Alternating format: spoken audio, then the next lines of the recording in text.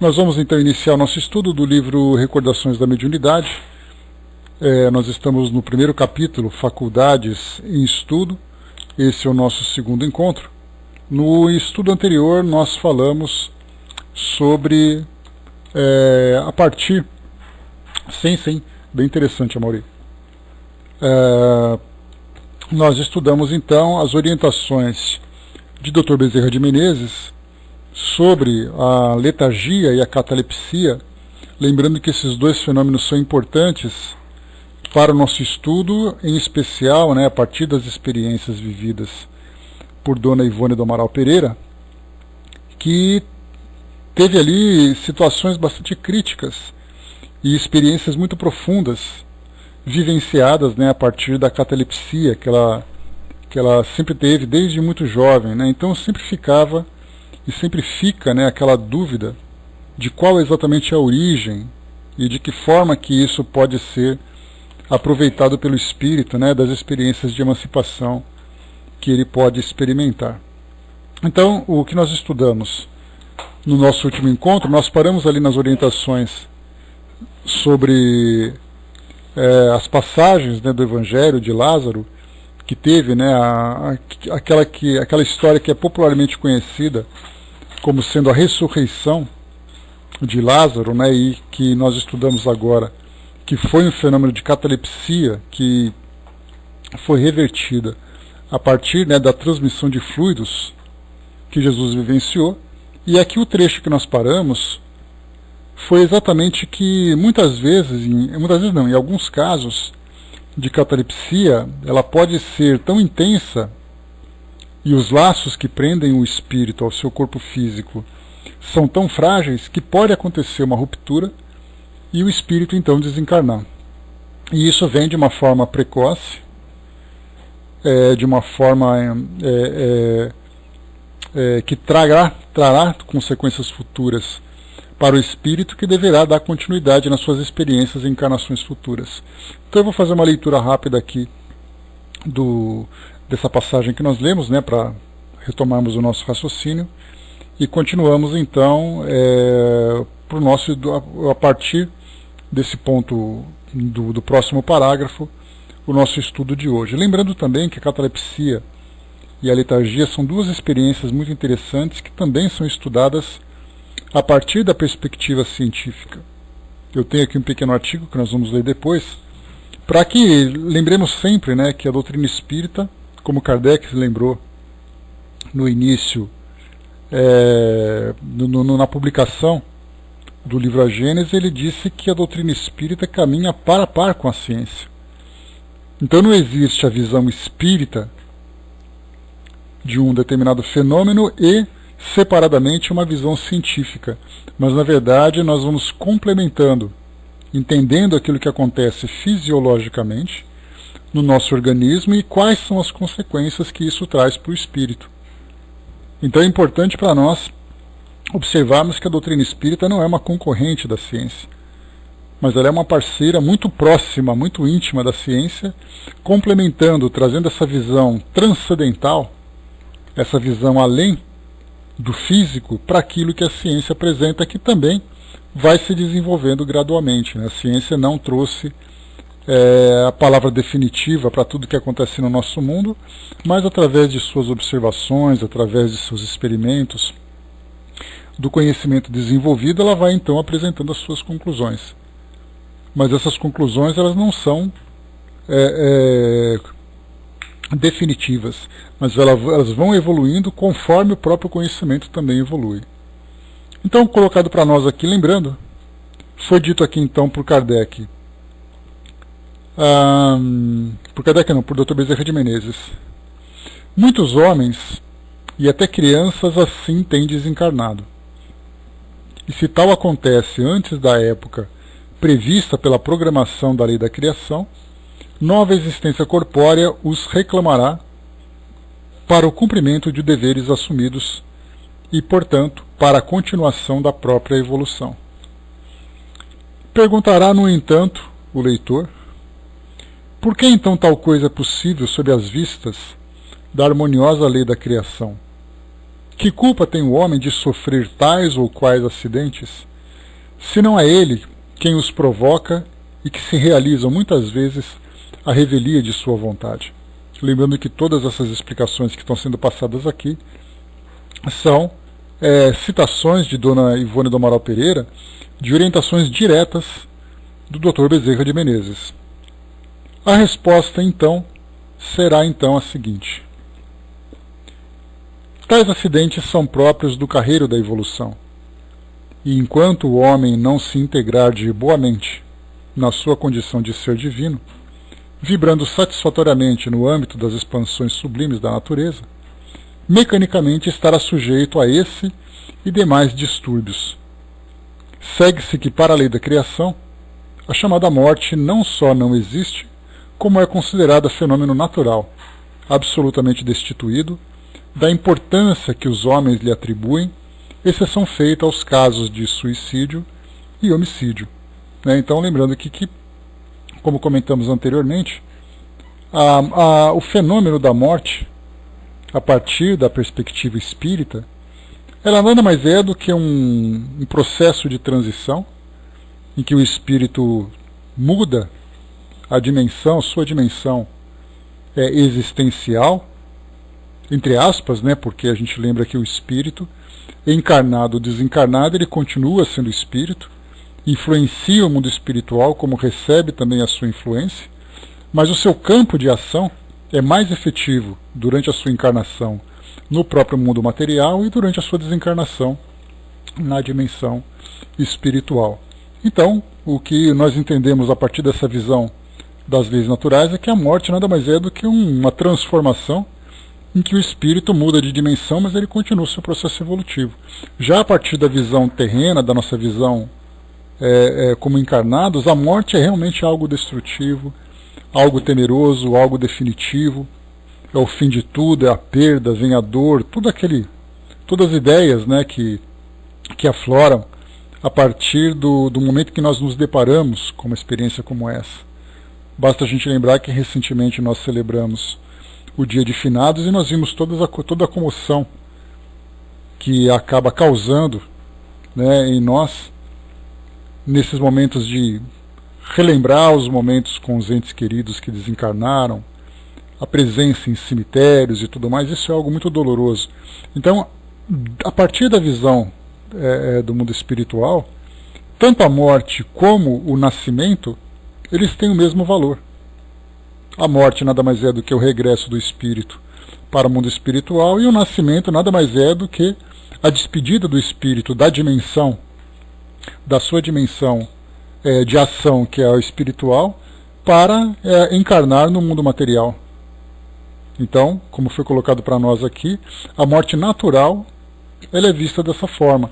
Agora, salvo os casos de suicídio e homicídio, em que existe uma violência que acaba trazendo para nós uma visão muito mais trágica, muito mais dolorosa, e até mesmo violações dessas leis naturais que trarão consequências sobre o espírito.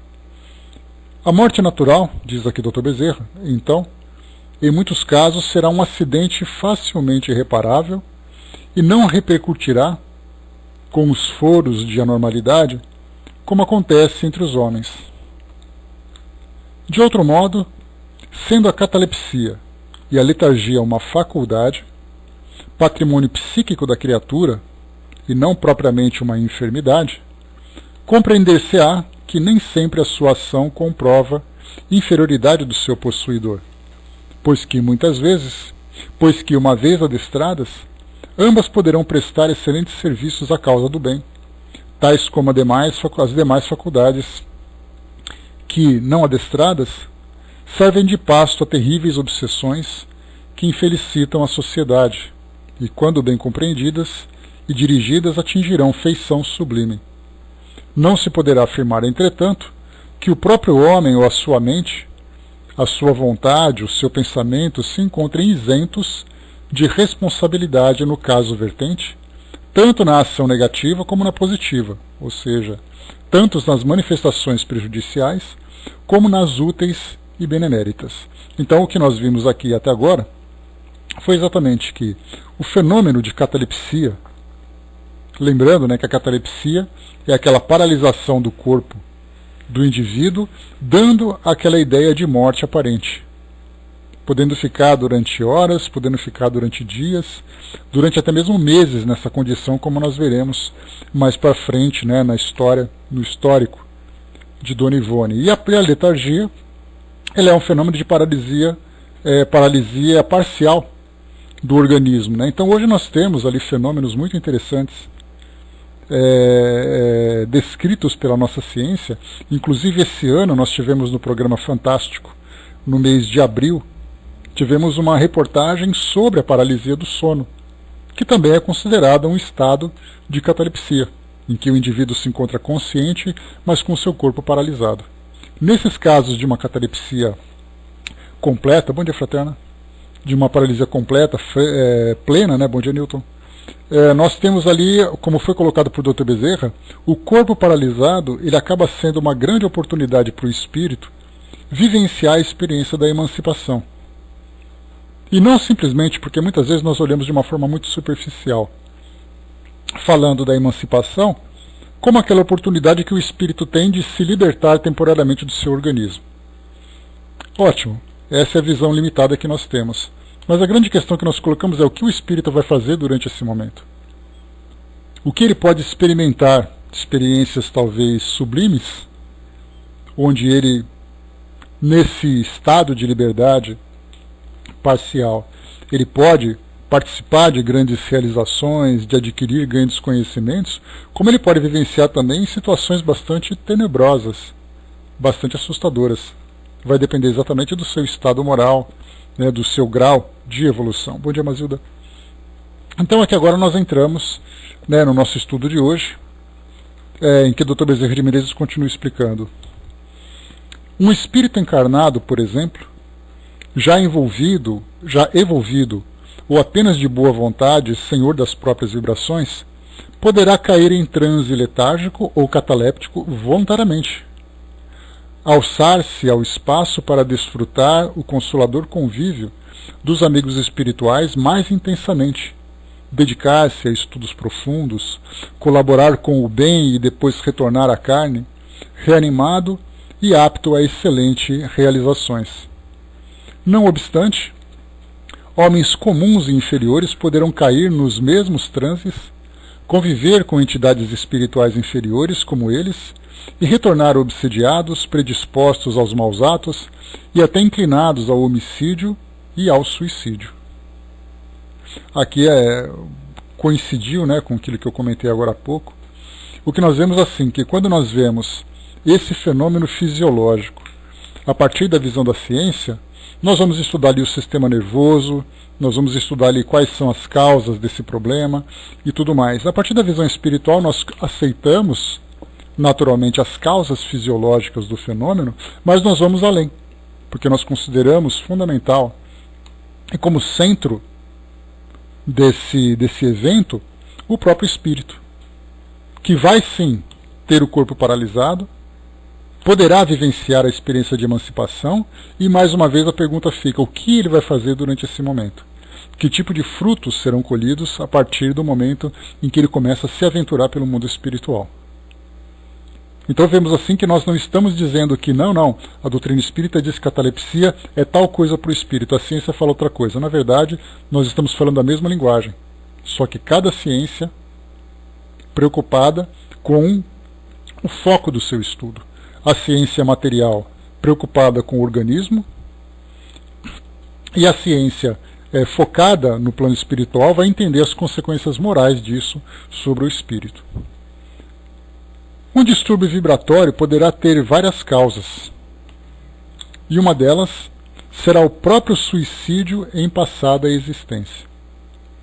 Um distúrbio vibratório agudo poderá ocasionar um estado patológico, um transe cataléptico, tal o médium comum que, quando esgotado ou desatento da própria higiene mental ou moral, queda de vibrações e, portanto, distúrbio vibratório, dará possibilidades às mistificações do animismo e à obsessão.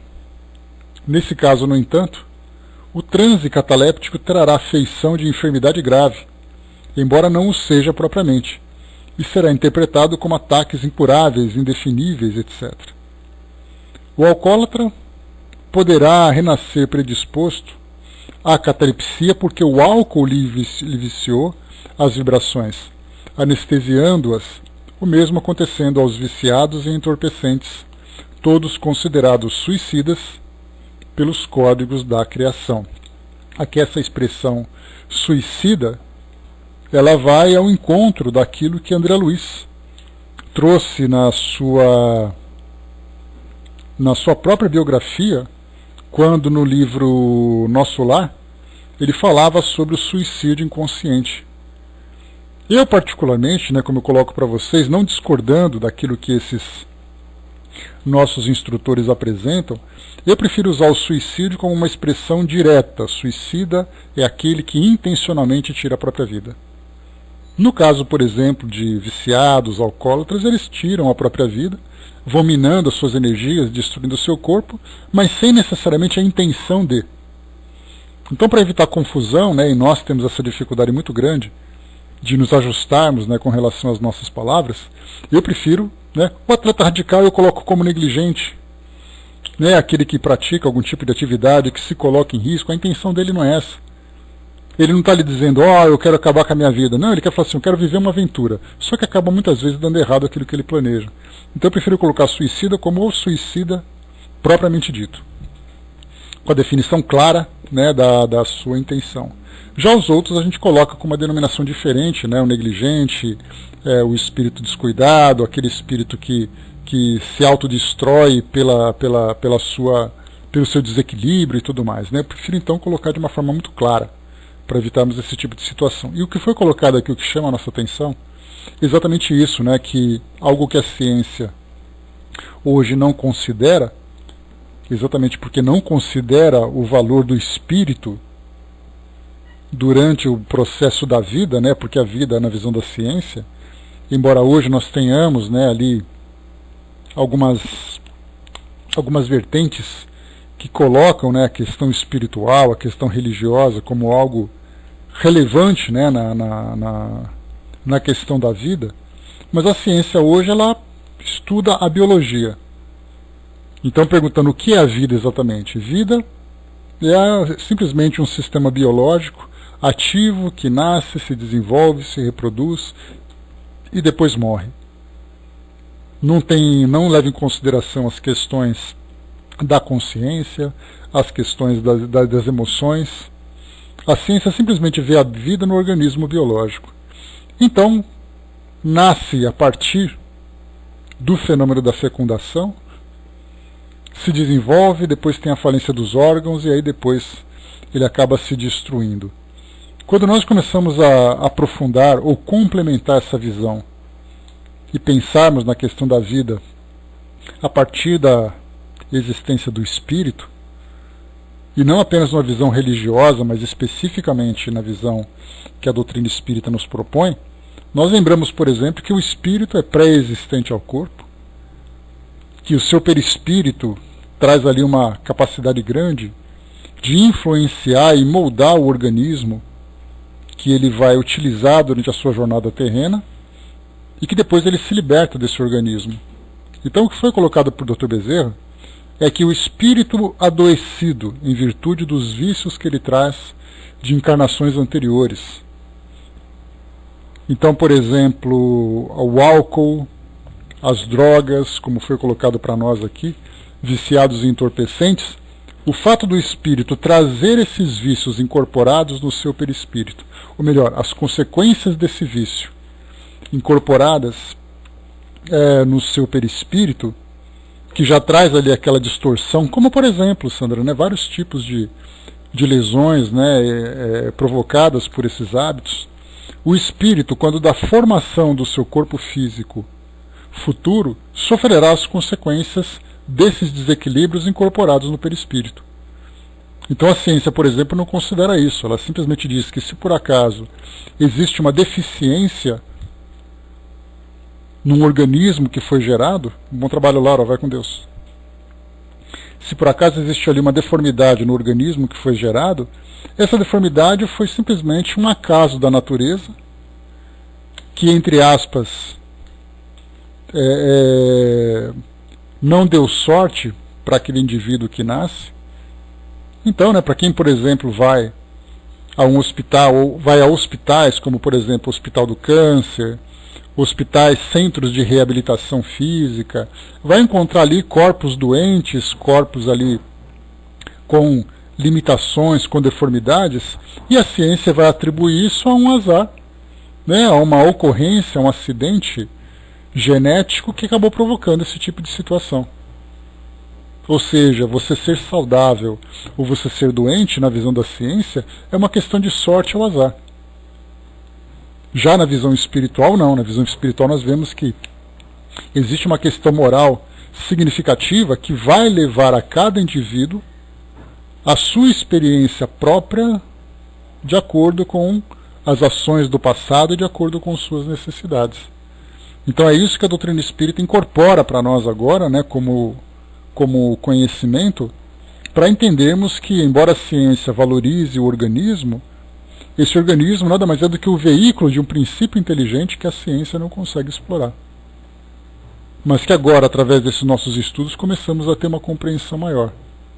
Então não apenas a questão do organismo, mas as próprias questões sociais, questões familiares, afetivas, mentais e espirituais.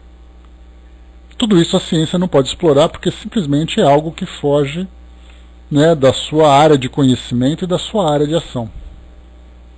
Por não ter ali os equipamentos necessários, os instrumentos para fazer as suas pesquisas, as suas avaliações.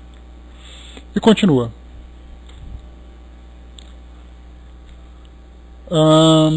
Em ambos os casos, sejam dos viciados, né, em drogas ou em álcool que foi colocado, em ambos os casos, a terapêutica psíquica bem aplicada, mormente a renovação mental, influindo poderosamente no sistema de vibrações nervosas, será de excelentes resultados para a corrigenda do distúrbio, enquanto que a atuação espírita propriamente dita abrirá novos horizontes para o porvir daquele distúrbio que evolverá para o seu justo plano da faculdade anímica. Então está dizendo para nós aqui que aquele indivíduo que apresenta esses distúrbios de catalepsia, passando ali por um processo terapêutico, para reequilibrar sua mente, reequilibrar suas energias, e da mesma forma também a própria compreensão das questões espirituais envolvidas nesse fenômeno, fará com que o indivíduo tenha ali uma vida normal, né, se reequilibrando, superando ali todas as dificuldades daquilo que ele experimenta. E tudo isso fazendo parte de uma expiação, porque será o efeito grave de causas graves, também assimilará o estado de evolução, visto que se o indivíduo fosse realmente superior, estaria isento de padecer os contratempos que acima descrevemos. Exatamente porque viver a catalepsia, por mais interessante que possa parecer, porque por oferecer ao espírito, né, a emancipação, o seu desdobramento, a vivência espiritual e tudo mais, não deixa de ser um transtorno muitas vezes pavoroso. Você de repente ficar num estado de morte aparente, correndo risco, como nós vimos no encontro anterior, da ideia de conclusão de morte, o sepultamento de uma pessoa viva, daqueles casos que nós vimos de pessoas que acordam em necrotérios, acordam durante velórios, que são situações reais, que são inexplicadas. Sem dúvida nenhuma, isso é um grande transtorno, um grande inconveniente para aquela pessoa. E se ela passa por esse estado de sofrimento, já que tudo isso gera esse sofrimento, significa então que há necessidade de uma expiação. Ninguém simplesmente vive isso por uma questão de capricho, por uma questão de acaso. Nós sabemos exatamente que cada indivíduo vivencia as experiências de acordo com a necessidade. Né? Não, o detalhe é que a ideia que a gente tem de alguém que acorda numa experiência como essa, né, numa situação como essa, bom dia, Estrela, alguém que acorda numa situação como essa, que o indivíduo de repente levanta e sai falando. Mas a gente imagina que ele começa a se mexer, ele começa a tossir, então é algo que pode não ser tão assustador como a gente imagina. Porque a ideia é igual aquela coisa de filmes de vampiro, né? Você está parado ali olhando, de repente o indivíduo pega e senta no caixão. Ele não acorda assim todo lúcido, todo claro, ele acorda entorpecido e tudo mais. Então, tem ali situações. E pessoas, inclusive, que acabam desencarnando durante o próprio processo de preparação do corpo. Eu já contei para vocês essa história, né, que eu, por trabalhar nessa área de saúde, tive a oportunidade de vivenciar alguns óbitos de pacientes e preparar o corpo, fazer ali o tamponamento, né? No tamponamento uma pessoa desencarna, porque ele é um processo de você, né, fazer com que orifícios sejam lacrados com álcool, com algodão. Então como é que uma pessoa vai viver aquilo tudo? Então não é uma coisa tão simples como nós imaginamos, tão parecida com os filmes de terror que nós vemos na atualidade. Mas certamente é algo que impressiona, mas não apavora como nós imaginamos, né? Porque a ideia que a gente tem é você estar de costas, à noite, num lugar sombrio, e de repente alguém levanta do caixão. Essa é a imagem que nós vemos nos filmes de terror. Só que nem sempre as coisas acontecem dessa forma tão pavorosa, né? E continuando para nós aqui.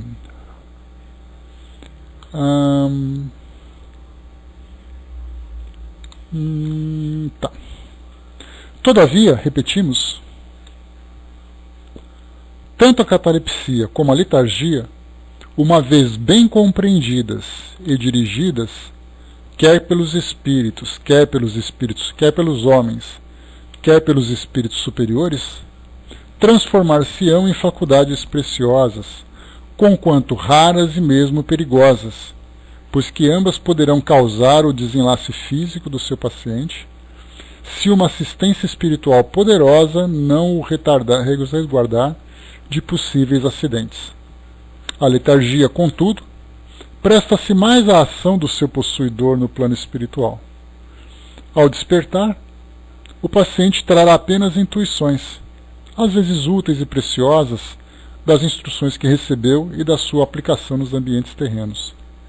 É faculdade comum aos gênios e sábios, sem contudo constituir privilégio, agindo sem que eles próprios delas se apercebam, porque se efetivamente durante o sono e sob vigilância dos perispíritos, porque se efetivam durante o sono e sob vigilância e espíritos predispostos ao caso.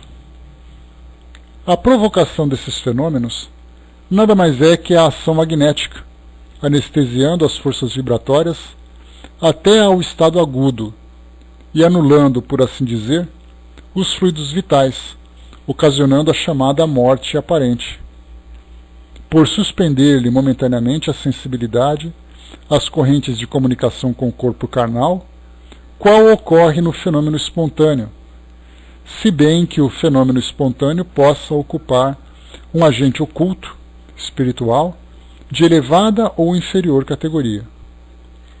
Se, no entanto, o fenômeno espontâneo se apresentar frequentemente e de forma como que obsessiva, a cura será inteiramente moral e psíquica, com a aproximação do paciente aos princípios nobres do evangelho moralizador e ao cultivo da faculdade sob normas espíritas ou magnéticas legítimas, até o seu pleno florescimento nos campos mediúnicos. Por exemplo, nós vamos ler aqui um artigo daqui a pouco, daqueles casos de morte aparente que eu falei para vocês. Pessoas então que acordam, não conseguem movimentar seus corpos, ou vivem ali aquele momento de entorpecimento, tendo a impressão de que existem ali imagens, figuras pavorosas provocando provocando, né, aquela experiência temerosa. Então ele vai dizer assim, né, dava a impressão de que monstros estavam em cima de mim, dá a impressão de que tinha ali sombras do meu lado e que eu não conseguia perceber. A ciência vai chamar isso de ilusão, vai chamar isso de algum tipo de fantasia que a mente acaba criando. A partir da visão espiritual, nós podemos dizer que em processos obsessivos em que o estado de catalepsia é provocado, por forças magnéticas, essas entidades estão ali presentes. Não é uma questão de impressão. E dependendo da sensibilidade daquela pessoa que passa por essa experiência, ela vai ter uma imagem mais clara ou um pouco mais nublada daquilo que foi observado, né, daquilo que é observado na realidade espiritual daquele momento, naquele momento. Então sim, aquelas figuras monstruosas podem ser espíritos obsessores. Mas a ciência vai dizer, não, isso aí é um produto da mente, é uma fantasia que não se justifica. Exatamente porque a ciência considera apenas aquilo que é palpável no seu campo de ação. Então o organismo, a mente produz as fantasias e tudo mais, até mesmo o sonho, por exemplo. Como é que a ciência explica o sonho? Freud falava dos distúrbios do inconsciente envolvendo ali questões da sexualidade, emoções reprimidas. Outros falam que os sonhos são provocados por impressões do dia a dia, que você viu alguma coisa, assistiu a alguma coisa, e aí então aquela situação deixou em algumas impressões e durante a noite você acaba sonhando.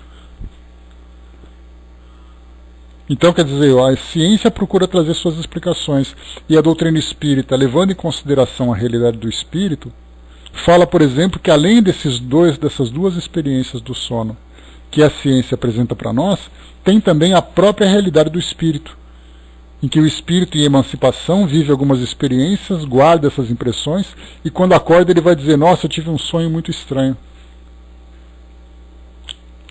Então, a mesma coisa acontece com a catalepsia. O indivíduo fala assim, nossa, eu estava paralisado e dava a impressão de que tinha alguma coisa do meu lado ali me trazendo muito medo. E a ciência vai dizer, isso é fruto da sua mente. A própria experiência de quase morte, como nós já estudamos, que são aquelas situações em que o indivíduo vivencia ali um trauma ou um estado de inconsciência profunda, como é o caso, por exemplo, do estado de coma, anestesias, um acidente que ele acabou sofrendo e tudo mais, ele vai dizer assim, quando ele acordar, eu vi ali um túnel de luz, vi pessoas me atraindo, fui a tal lugar. A ciência vai dizer, não, relaxa, que são as medicações, são todos os distúrbios, né, de fluidos e de estímulos nervosos que seu cérebro sofreu. E o indivíduo vai dizer assim, mas eu vivenciei isso. E vão dizer, você deve ter visto em algum lugar, alguma coisa assim. Basta a gente lembrar, por exemplo, que nós temos um núcleo de estudo importante, que é sediado aqui no Brasil, na Universidade Federal de Juiz de Fora, em que um dos participantes, né, o Dr. Alexander Moreira Almeida, ele é psiquiatra, junto com grupos da Europa e também dos Estados Unidos, eles têm feito experiências para avaliar se essa emancipação do espírito durante a experiência de quase morte ela é real. E aí você se lembra que uma das experiências, por exemplo, em centros cirúrgicos, é colocar figuras em cima de prateleiras altas em que uma pessoa caminhando não tem acesso. Mas como as pessoas que sofrem essa emancipação dizem que elas se veem de cima, como se elas estivessem coladas no teto, elas têm condições de visualizar essas imagens. Então se a pessoa volta e disse que viu aquela imagem, significa que a experiência é real. E é claro que nós teremos também aqueles que são, por exemplo, né, estudiosos da parapsicologia, vão dizer que é uma projeção da mente, que isso não tem nada a ver com o espírito. Então nós temos ali, né, vários grupos que estão tentando entender a origem desse fenômeno, ou a realidade desse fenômeno, cada um dando a sua opinião a partir da sua área de atuação. A mesma coisa acontece então com relação à catalepsia. Então nós temos sonhos, experiências de quase morte, a própria emancipação do espírito durante a catalepsia, a própria emancipação do espírito durante situações espontâneas, para quem estuda viagens astrais e tudo mais. Então, como nós não temos ainda elementos concretos para trazermos uma opinião, uma visão definitiva dessa realidade, nós estamos ali então estudando os indícios daquilo que é apresentado e cada um apresentando a sua conclusão. E se nós tivermos a mente aberta, nós pegaremos todas essas informações e tentaremos encontrar aquilo que existe de comum, e não valorizando as diferenças de opiniões. A Sandra lembrou, bom dia Isabel, princesa, bom dia. A Sandra lembrou, perdi uma amiga de infância que morreu aos 10 anos de câncer no cérebro, e no velório dela, algumas pessoas a viram mexer os olhos mesmo fechados, né? Ela morreu na sala de operação. Vai entender, né, Sandra? Muitas pessoas vão dizer assim, não, isso aí foi só impressão. Outros vão dizer, mas isso foi verdade. E agora? Então a gente entra naquele campo de as histórias que o povo conta, né? Não sabemos se é verdade, se é mentira, mas pelo sim, pelo não. Mas fiquemos sempre com a razão. Esse é o ponto mais importante. Não nos deixemos levar pelas nossas crenças, pelos nossos medos, pelas nossas fantasias. A razão em primeiro lugar, mas sempre dando espaço para aquilo que a razão não consegue explicar. Continuando aqui para nós. Casos há em que um consciencioso experimentador remove a possibilidade ou a causa de tais acontecimentos e o paciente volta ao estado normal anterior. Ou seja, aquele indivíduo que tem o conhecimento do fenômeno, por exemplo, um magnetizador, um médium, um passista, e ele vê ali que há a possibilidade da catalepsia naquele estado de quase morte, ele faz ali uma aplicação de fluidos magnéticos e a pessoa então vai recobrando a sua consciência. Foi isso que ele quis dizer aqui. Então, mais uma vez, casos há em que um consciencioso experimentador remove a possibilidade ou a causa de tais acontecimentos. E o paciente volta ao estado normal anterior. Então ele vê ali, não, isso aqui é um estado cataléptico, vamos fazer aqui uma aplicação fluídica. Aquele fluido então vai revitalizar o organismo e aí o espírito começa, então o indivíduo começa a acordar e a manifestar ali o seu pensamento normalmente. Mas a pergunta continua sendo, mas o que você pode fazer, tirar de proveito dessa experiência? Diz aqui Dr. Bezerra, mas o desenvolvimento pleno de tal faculdade é que conscienciosamente restituirá ao indivíduo o equilíbrio das próprias funções psíquicas e orgânicas. O tratamento físico-medicinal, atingindo o sistema neurovegetativo, fortalecendo o sistema nervoso com a aplicação de tônicos reconstituintes, etc., também será de importância valiosa, visto que a escassez de fluidos vitais poderá incentivar o acontecimento, emprestando-lhe feição de enfermidade. Então, ou seja, hoje a ciência, em especial os neurologistas, neurocientistas, devem estudar também as causas da catalepsia dentro da visão fisiológica. E aqui o Dr. Bezerra dá uma dica, que seria exatamente a escassez desses fluidos vitais. Então fazer com que a pessoa tenha ali um organismo saudável, faça ali os tratamentos adequados, seja com medicações ou com outras terapêuticas, para que ele possa fazer com que o seu organismo não passe por essas oscilações, em que ele tem ali a concentração de fluidos, está numa situação normal, tem a escassez de fluidos, entra ali no estado cataléptico. Mas a ciência hoje procura entender quais são as causas, que nós vamos ver daqui a pouco no artigo que eu separei aqui para nós. Cumpre-nos ainda advertir que tais faculdades, relativamente raras, porque não cultivadas na atualidade, agem de preferência no plano espiritual, com um médium encarnado sob a direção dos vigilantes espirituais. Campo apropriado, o mundo espiritual, para suas operosidades, tornando-se então o seu possuidor prestimoso, colaborador dos obreiros do mundo invisível e numerosas espécies de especulações a benefício da humanidade encarnada e desencarnada. Ou seja, aquele indivíduo que passa por essa experiência, se ele tiver o conhecimento do mundo espiritual e o interesse nesses desdobramentos, poderá servir, por exemplo, de um intermediário entre o mundo espiritual e o mundo físico, aquele mensageiro que vai em desdobramento durante o estado de catalepsia e volta trazendo informações.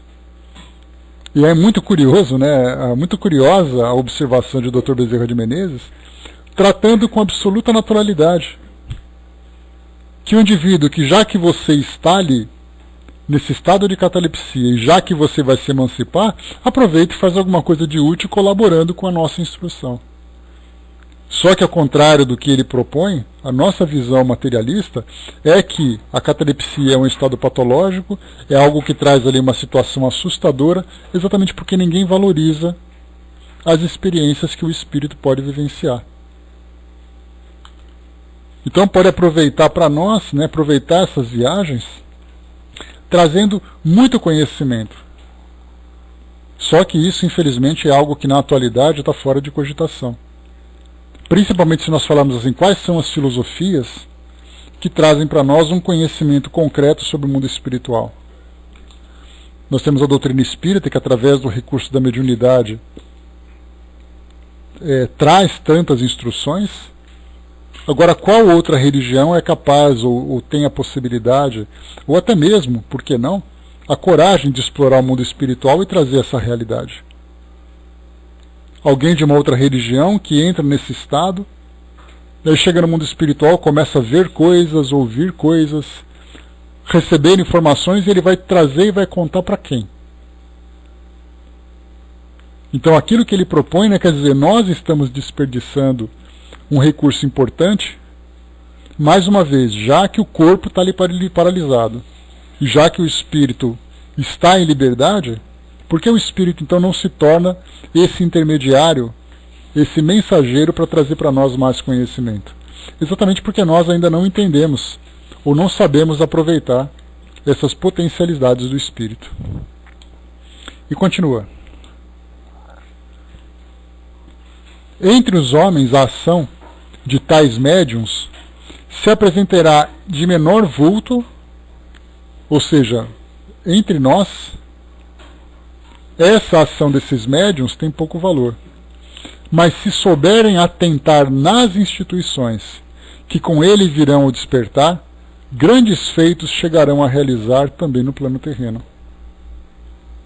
Os ensinamentos contidos nos códigos espíritas, a advertência dos elevados espíritos que os organizam e a prática do espiritismo demonstram que nenhum indivíduo deverá provocar, forçando-o, o desenvolvimento de suas faculdades mediúnicas, porque tal princípio será contraproducente, ocasionando novos fenômenos psíquicos e não propriamente espíritas, tais como a autossugestão ou a sugestão exercida por pessoas presentes no recinto das experimentações, a hipnose, o animismo ou o personismo, tal como o sábio Dr. Alexander Aksakov classifica o fenômeno, distinguindo-o daqueles denominados efeitos físicos.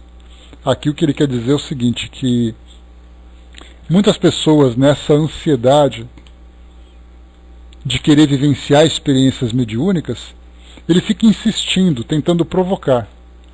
Como Kardec lembra, né, muitas pessoas às vezes querem fazer uma psicografia, e ele fala, né, qualquer pessoa pode experimentar.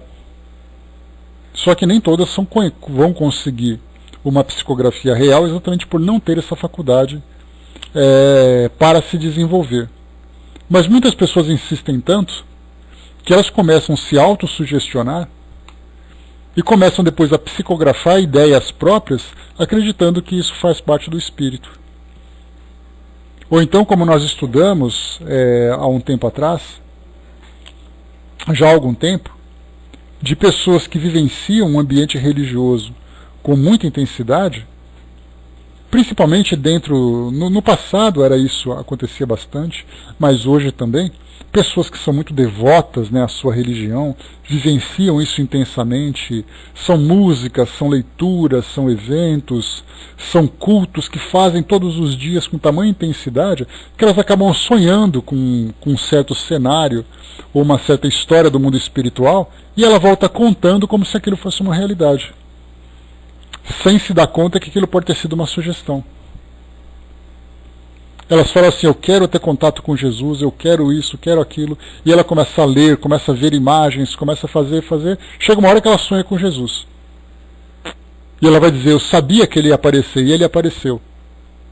E na verdade foi ela que criou essa imagem pela insistência que ela teve. Por isso ele coloca isso. Que nós temos ali não apenas esse caso de sugestões. Muitos livros, inclusive, foram publicados dentro de ambientes religiosos, principalmente católicos no passado, em que tem pessoas que escreviam livros descrevendo o céu e descrevendo o inferno.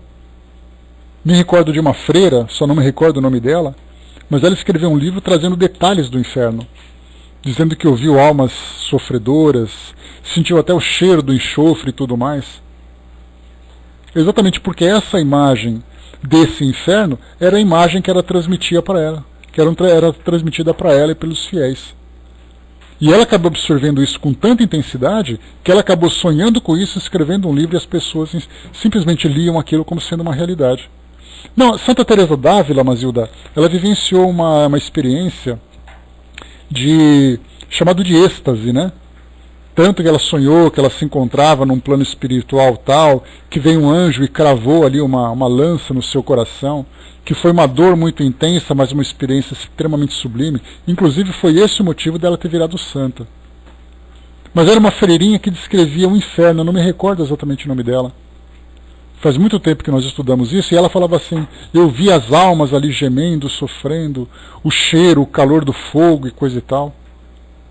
E aquilo repercutiu com muita intensidade dentro daquele ambiente, dizendo assim, olha, ela visitou o inferno. Mas ela só pensava naquilo, como é que ela vai pensar em outra coisa? Ontem mesmo, minha irmã passou, né, contando aqui uma experiência familiar, minha irmã passou em frente a uma mesquita, e aí nós conversamos um pouquinho, né, quem eram os fiéis que frequentavam uma mesquita aqui em São Paulo. E aí depois ela mexeu nos documentos de uma paciente que era libanesa. E aí depois, quando ela chegou hoje de manhã, ela falou assim, nossa, sonhei com árabes. Que eles estavam fazendo ali aquele almoço, daquelas pessoas que se ajoelham viradas para o sol. Eu falei, por acaso ontem você passou em frente a uma mesquita e depois você mexeu com a ficha da sua paciente. O que você achou que ia acontecer? Acabou sonhando com árabes.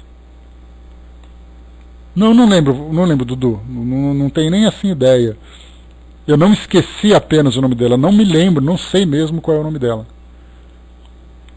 Mas foi um relato que eu trouxe para vocês dentro da própria literatura católica que eu tinha pesquisado naquela época.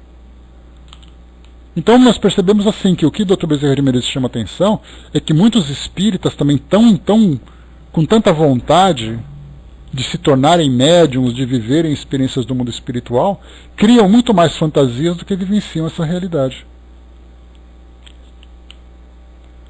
3 visões absolutamente aterrorizantes do inferno. As descrições feitas por Santa Teresa d'Ávila, Santa Faustina Kowalska e Irmã Lúcia de Fátima. Então tá aí, eu não lembro o nome delas, mas tem aí 3 experiências aí contadas, né, por essas devotas do catolicismo, né? E a pergunta que a gente faz é, foi realmente uma realidade ou foi uma fantasia que foi criada? Porque a gente sabe que, claro, que dentro do ambiente religioso onde elas vivem, reconhecem que isso foi legítimo. Mas se nós levarmos essas 3 para psiquiatras, elas vão sair com uma receitinha na mão. Já que a ciência não consegue adentrar esse ambiente espiritual. Então, como a doutrina espírita ela é muito previdente nesse sentido, nós temos que ter muito cuidado, muito prudentes naquilo que nós vamos relatar como sendo uma experiência legítima ou algo criado da nossa mente. A Paty colocou lá em cima, beijo, Paty. Eu participei de uma reunião mediúnica de um centro aqui em Curitiba, em que o coordenador do grupo insistia com os participantes para que fizessem manifestações. Chegava a gritar com o médium que não conseguia. Eu estava lá só por observações e quando quis comentar sobre isso, ele me mandou calar. Tá aí, ó.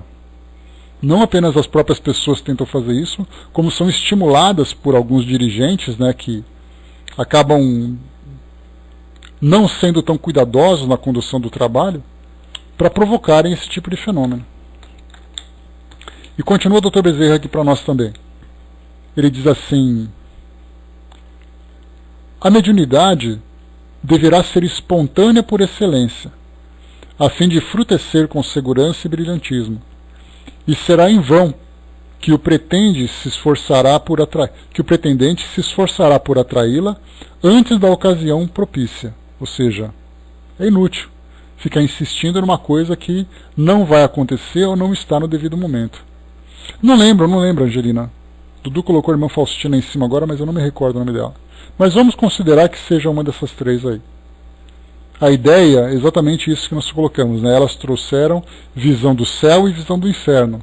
E a pergunta é, foi uma experiência espiritual legítima? Ou foi uma fantasia que criaram devido aos estímulos que recebiam dentro da vida religiosa onde se encontravam?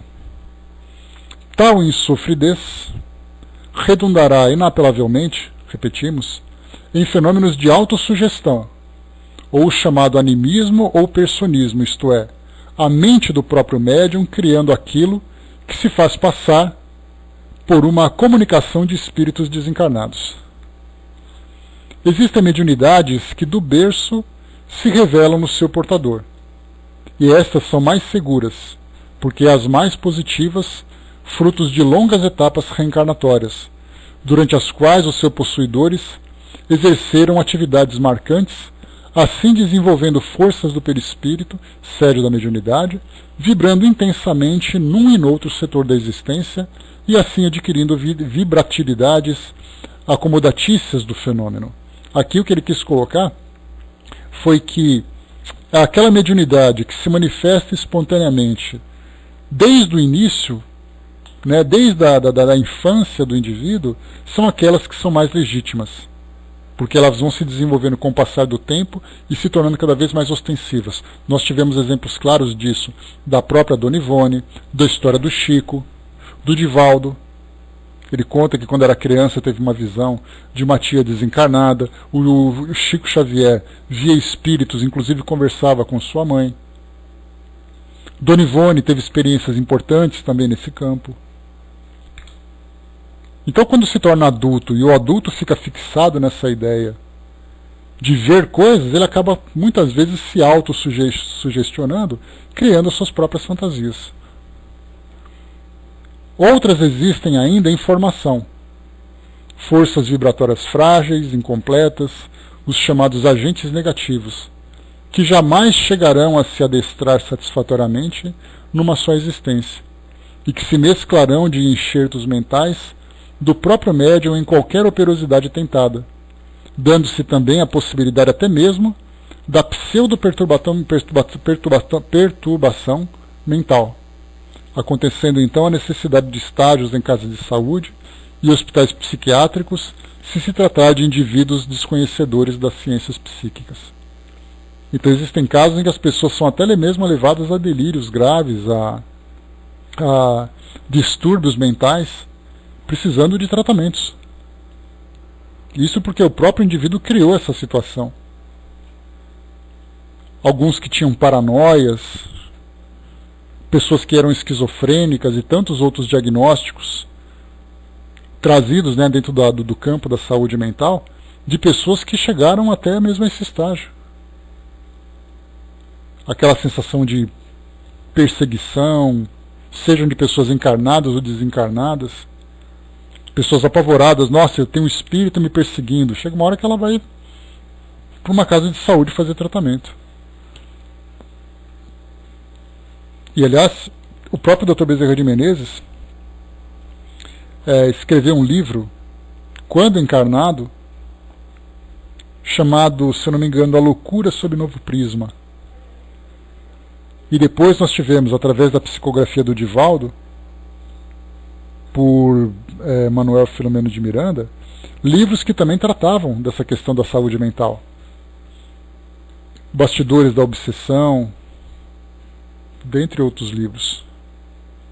Então sempre mostrando ali que essa relação que existe entre mente e espírito, só que muitas vezes é a própria mente que gera todos esses problemas que o indivíduo vivencia.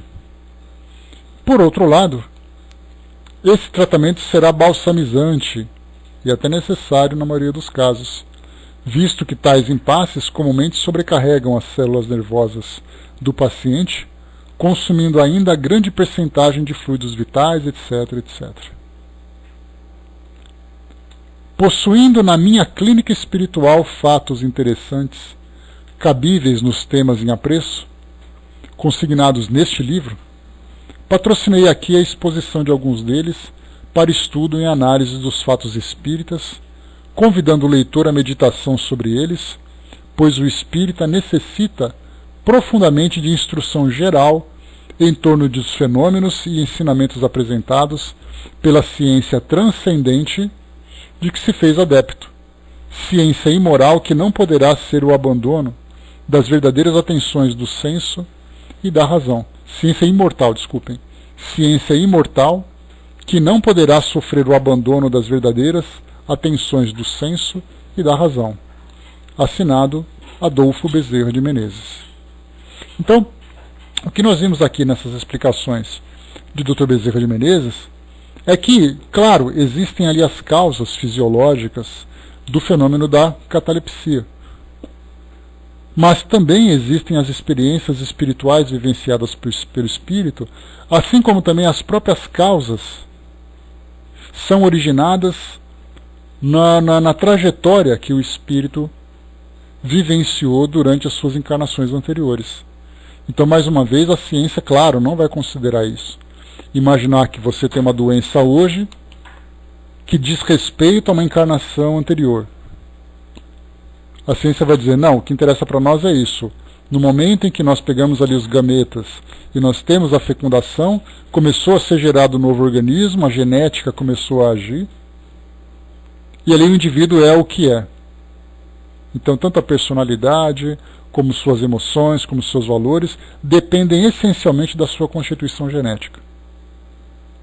E não que a ciência seja contra as questões espirituais. Algo que nós muitas vezes confundimos. De falar assim, não, mas a ciência é contra o espírito. Não.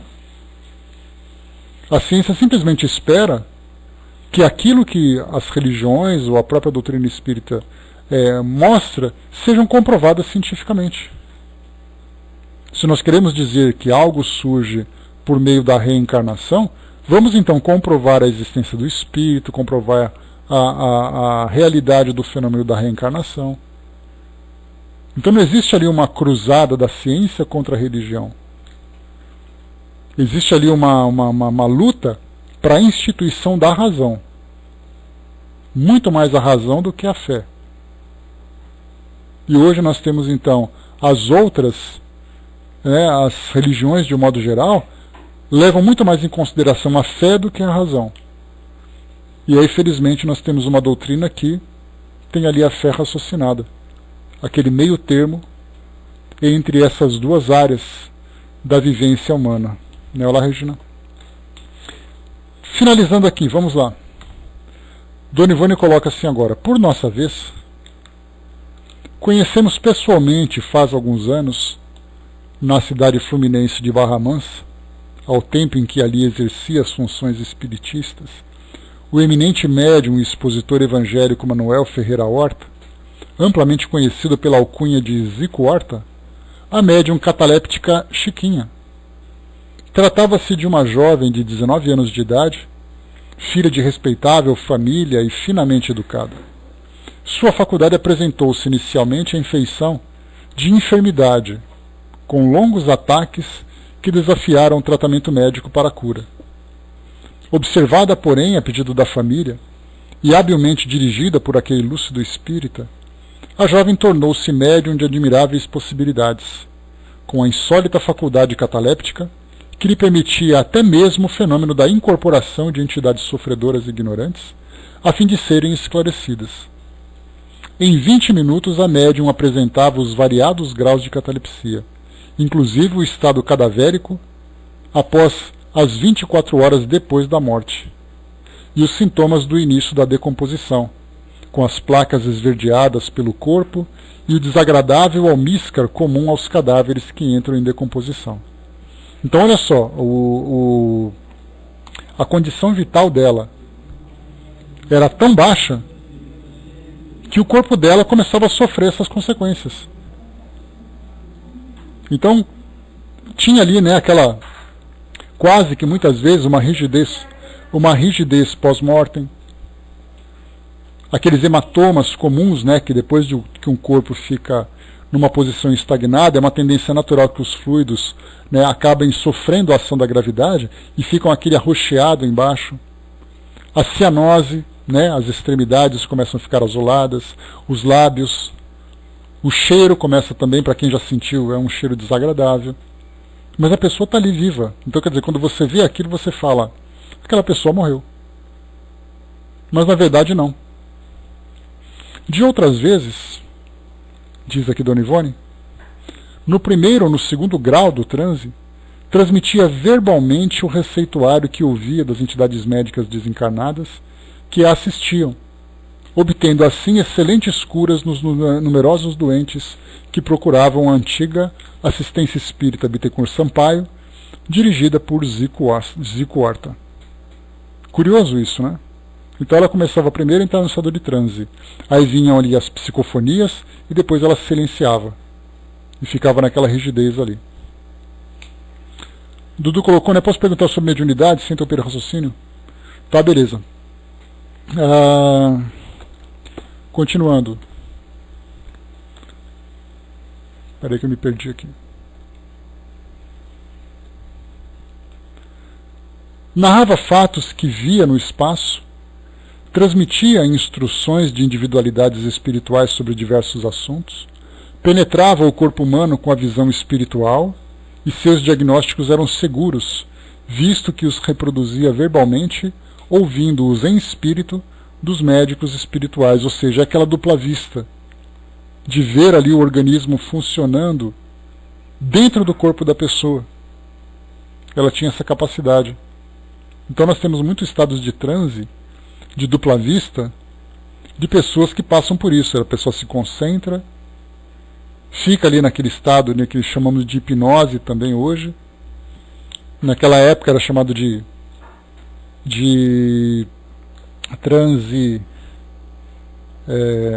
transe cataléptico. E aí então a pessoa conversava com os espíritos com absoluta naturalidade. Ou até mesmo a mediunidade do sonambulismo, que era o transe sonambúlico que eu queria lembrar, não o transe cataléptico. E esse transe sonambúlico ele podia ser autoinduzido. Edgar Cayce, né, nós conversamos sobre ele, que era ali um médium, né, uma pessoa chamada de o Novo Nostradamus nos Estados Unidos. Para quem quiser conhecer um pouquinho sobre ele, está aqui o nome, ó, Edgar. Esse é o nome dele, só pesquisar que vocês vão conhecer um pouquinho da história. Ele simplesmente se recostava ali na sua poltrona, afrouxava as gravatas, se deixava ali entrar naquele sono que ia batendo, de repente ele começava a passar receituários para as pessoas, porque ele via a doença no corpo das pessoas, ouvia aquilo que os espíritos prescreviam, e em outras situações futuras ele começou a fazer profecias. Trazer profecias sérias e assertivas também. Então, nesse caso também da catalepsia, aconteceu. O tom da voz com que se exprimia era pausado e grave, e sua aparência física reproduzia o estado cadavérico. Rigidez impressionante, algivez, ou seja, aquela aparência pálida, arroxeamento dos tecidos carnais, inclusive das unhas, fisionomia abatida e triste, própria do cadáver, olheiras profundas. O mesmo sucedia, como é sabido, ao médium Carlos Mirabelli, que em poucos minutos atingiu o grau de decomposição a ponto de as pessoas presentes às sessões em que ele trabalhasse só muito penosamente suportarem o fétido que dele exalava, até que o transe variasse de grau, em escala descendente, fazendo-o despertar. Ao que parece, a catalepsia ali era completa. Ambos de nada recordavam ao despertar. Uma vez de posse das indicações que aí ficavam, animada nos sentimos a descrever nessas páginas alguns acontecimentos supranormais, de que também temos sido paciente na presente vida orgânica. que o suposto leitor ajuize e por si mesmo deduza até onde poderá chegar o intrincado mistério da mediunidade, porque a mediunidade ainda constitui mistério para nós outros, que apenas lhe conhecemos os efeitos surpreendentes, isto é, apenas a primeira parte de seus estranhos poderes. Aqui uma posição muito humilde da parte dela, dizendo que ela também sofria essas experiências, né? Também era ali sujeita a essas experiências, e como ela falou assim, ela sabia muito pouco das causas, mas ela podia demonstrar, através da vivência pessoal, dos efeitos surpreendentes. Ou seja, sabia que a coisa acontecia, porque ela vivia isso. Agora, se perguntasse como isso acontece, por que isso acontece, isso ela não saberia dizer. Devemos declarar de início que, para a descrição dos fenômenos ocorridos conosco, usaremos o tratamento da primeira pessoa do singular. E para a primeira parte de cada capítulo, ou seja, para as análises e exposições obtidas pelas instituições do dirigente espiritual da presente obra, Adolfo Bezerra de Menezes, usaremos o tratamento da primeira pessoa no plural, assim destacando as duas feições do presente volume. Então, quando ela falar assim, eu fiz alguma coisa, ela pessoalmente vivenciou. Quando nós vivemos alguma coisa, é muito mais ela e o conjunto, né, dos trabalhadores e as instituições envolvidas naquilo que ela experimenta. Então, fechamos por aqui, cravamos, né, no final do nosso tempo aqui, o primeiro capítulo. Rapidamente aqui, para a gente poder ler um pouquinho, como eu falei para vocês, vale a pena a gente conhecer um pouquinho sobre a visão científica desses fenômenos. Rapidamente, então, vou ler para vocês aqui, né, o que é a catalepsia. Eu estou aqui no site www.abc.med.br e ele diz assim para nós: a catalepsia é uma condição transitória, mas às vezes duradoura, muito rara, em que o paciente sofre uma paralisia geral de todos os seus músculos, ficando impossibilitado de se mover ou mesmo falar, embora continue consciente e com seus sentidos ativos e funções vitais funcionantes, embora um pouco desaceleradas. O que mais aflige as pessoas é o fato de perceberem que tudo o que ocorre à sua volta e não conseguirem esboçar qualquer reação. Normalmente, os músculos da pessoa cataléptica ficam rígidos e se alguém levá-la a uma determinada postura, levantar o braço, por exemplo, ela permanece desse jeito incapaz de se mover, chamada de flexibilidade séria. Quais são as causas da catalepsia? As causas da catalepsia ainda permanecem desconhecidas em sua plenitude, apesar de ter-se sobre elas algumas hipóteses e especulações. Isso aqui é uma visão de um site que trata de questões médicas. O problema tanto pode ser sua origem num traumatismo craniano, como numa má formação congênita de alguma região cerebral, ou ainda ser psicogenética. Ademais, ocorrem mais em pacientes com distúrbios do sono e em epiléticos, podendo, pois, ser um tipo de manifestações de epilepsia em que a pessoa fica imóvel em vez de ter convulsões. Certas práticas yogis de faquires indianos, lembrando os faquires, né, que eram aqueles indivíduos que entravam no estado de transe, não sofriam dores, né? Nós tivemos ali alguns relatos de Kardec na Revista Espírita, de muitas pessoas que se perfuravam, que mastigavam vidro. Tem até mesmo, né, no YouTube alguns vídeos grotescos de pessoas que mastigam escorpiões, aquela coisa, sabe, aquela coisa pavorosa, de pessoas para mostrarem que o estado mental é capaz de controlar o corpo. Então, certas práticas yogis de faquires indianos permitem a eles reduzir a níveis impressionantemente baixos suas funções vitais, produzindo estados assemelhados à catalepsia. Há histórias tenebrosas sobre pessoas que teriam sido dadas como mortas e enterradas vivas durante um estado cataléptico, mas se isso de fato ocorreu, não se tem uma comprovação inquestionável. Só pode ter sido num passado muito remoto, porque desde há muito se tem como comprovar objetivamente a morte de maneira segura. O eletroencefalograma, o eletrocardiograma, por exemplo, são dois desses métodos seguros. E aqui nós entramos né, com uma questão que eu coloquei para vocês no nosso encontro anterior, que isso você tem eletroencefalograma e eletrocardiograma num centro que tem o mínimo de estrutura médica. Mas e nesse mundo afora, onde muitas vezes quem diagnostica a vida ou a morte de uma pessoa é um curandeiro? É uma pessoa que sabe mais ou menos das coisas. Se você vai no interior, por exemplo, da África, no interior da Ásia, até mesmo no interior do Brasil ou em alguns países aqui da América Latina, em que você não tem, o máximo que o médico tem ali é um espelho e um estetoscópio. Como é que ele vai comprovar de fato se a pessoa tem ainda as suas funções vitais básicas ativas? Então ele fala assim que é muito raro, então também é muito frequente nós encontrarmos nos jornais pessoas que despertam durante seus velórios, como nós comentamos.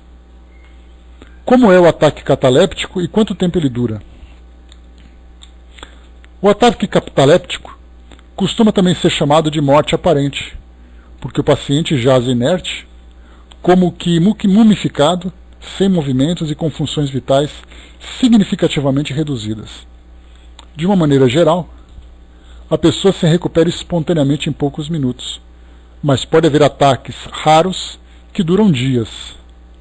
Esse estado pode durar desde alguns minutos até alguns dias. Como nós vimos, né, no próprio relato de Dona Ivone, ela ficou durante 3 meses nessa condição. E para poder finalizar aqui rapidamente, tudo o que você precisa saber sobre paralisia do sono. Eu estou aqui no site Tua Saúde, um artigo publicado pelo Dr. Arthur Frazão, clínico geral e especialista em oftalmologia pela Universidade Federal do Rio Grande do Norte. A paralisia do sono é um transtorno que ocorre logo após acordar ou no momento em que se está tentando adormecer e que impede o corpo de mexer, mesmo quando a mente está acordada. Assim a pessoa acorda, mas não consegue se movimentar, causando angústia, medo e terror. Isso acontece porque durante o sono, o cérebro relaxa todos os músculos do corpo e mantém-nos imóveis para que se possa conservar. Que se possa conservar e evitar movimentos bruscos durante o sono. No entanto, quando acontece um problema de comunicação entre o cérebro e o corpo durante o sono, o cérebro pode demorar para devolver o movimento ao corpo, originando um episódio de paralisia do sono. Durante cada episódio é possível o surgimento de alucinações, como ver alguém ao lado da cama e ouvir barulhos estranhos, mas isso apenas acontece devido ao excesso de ansiedade e medo provocada pela falta de controle do próprio corpo.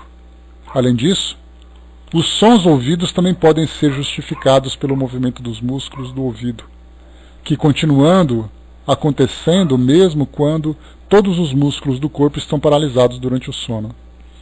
Embora a paralisia do sono possa acontecer em qualquer idade, é mais frequente em adolescentes e jovens adultos com idade entre 20 e 30 anos, estando relacionada com hábitos do sono pouco constantes e excesso de estresse. É que depois ele fala, né, o que fazer para sair, como evitar a paralisia do sono, sintomas da paralisia do sono, e ele traz aqui algumas dicas também interessantes. Está aqui, para quem quiser, ó, esse site aqui. Então, tuasaude.com/paralisia-do-sono. Hífen, né? Não o travessão. Então, essas duas informações que eu trouxe para vocês, eu achei importante porque, né, a anterior, deixa eu pegar aqui a anterior também. A anterior eu acabei de fechar. Tá, mas o que eu li para vocês ele está valendo. É lá no site abc.med.br e que fala sobre a catalepsia. Então, tanto a catalepsia como a paralisia do sono são dois fenômenos em que a ciência traz ali suas explicações, mas não trazem as suas implicações. Ou seja, explica aquilo que pode causar, ou traz ali algumas especulações, mas não falam, por exemplo, quais são as consequências que isso pode gerar sobre o próprio espírito, que nesse caso é a própria emancipação, ou estar consciente durante o evento, ou experiências espirituais envolvendo, por exemplo, entidades ali presentes que provocam esse fenômeno. Então vimos ali inicialmente esse faculdades em estudo, em especial os casos da catalepsia e da letargia, que depois nós veremos, aqui como Dona Ivone trouxe para nós, o efeito disso, né, sobre ela mesma, daquilo que ela vivenciou.